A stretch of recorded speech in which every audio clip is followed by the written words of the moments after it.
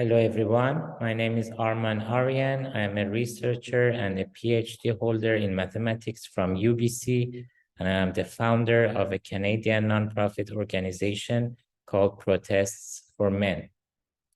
Our goal in this organization is to achieve equality for men and fathers in the police system and in courts. And we would like to achieve this goal by forming and organizing peaceful protests across Canada, and by contacting and lobbying with politicians and presenting the data and research to them regarding discrimination against men and fathers. I would like to invite you to our next protest on May 6th at 12 p.m. at Parliament Hill, Ottawa. And this protest is going to be called the Protest for Men and Fathers, and it's going to be the first protest of this type at Parliament Hill. Now I am going to quickly review some of the aspects of discrimination against men and fathers in the police system and courts, and I will list a few references for each aspect. Regarding discrimination against men in the police system, it was observed that men who are victims of domestic violence, they are much less likely to contact police and get help from the police. And there are different reasons for this, such as their negative expectation of being ridiculed or laughed at by the police, or the fear of being arrested or being accused of abuse. And for this reason, many men who are victims of domestic violence, they don't ask help from the police. And those who choose to ask help from the police, they report negative experiences from the police, such as antagonistic or hostile police treatment.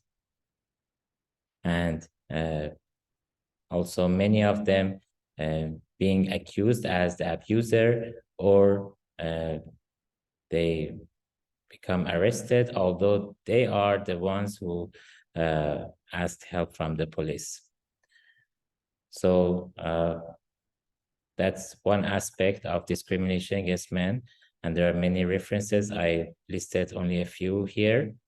Another aspect of discrimination against men in the judicial system is that in a Canadian study, it was observed that prosecutors were 20 times more likely to file charges against a man compared to a woman in the cases where no physical injury happened to either party. And in terms of sentencing outcomes, it was observed that it was more likely for men to be found guilty, and it was 15 times more likely to be incarcerated. And in another study, one of the main reported sub-themes regarding gender enterprise was the double standards reported by the participants in the policing and in courts. Another aspect is discrimination against men in family courts. And in the study done by Miller in 2009, the custody outcomes in Canada were examined by considering a sample size of over 650,000 children, and it was observed that in 89% of cases, women gained some type of custody, while in 67% of cases, men completely lost the legal custody. And the bias against men in family courts is an important contributing factor in the fact that more fathers are being alienated from their children. And parental alienation is an important factor in men's mental health problem and in high suicide rate.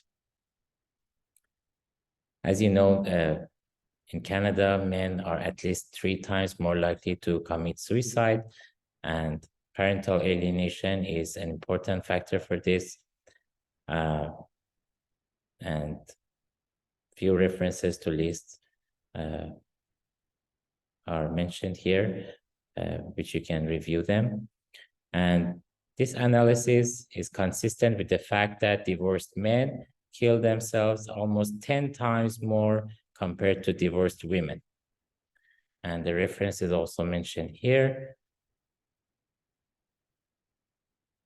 But these were some aspects of discrimination against men in the police system and in courts. And it was a very short summary. But the important question is, what is the path to achieve equality for men and reduce this high rate of male suicide in Canada? Well, what we want to suggest is that, first of all, more research has to be done. Already, many aspects have been considered by researchers, and many papers have been written, but still there is more room to be for more research and more aspects to be considered. And as I mentioned in the beginning, we can also contact and lobby with the politicians and present this data and research to them regarding discrimination against men and fathers in the police system and in courts, and ask for equality and reform in the system. And we would like to also form peaceful protests to speak up for all men who were discriminated against in the system, and also to raise public awareness.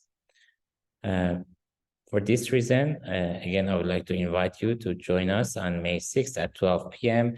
at Parliament Hill, Ottawa, and speak up for all for all men who were discriminated against in the system, and ask for equality for all men and fathers in the police system and in courts.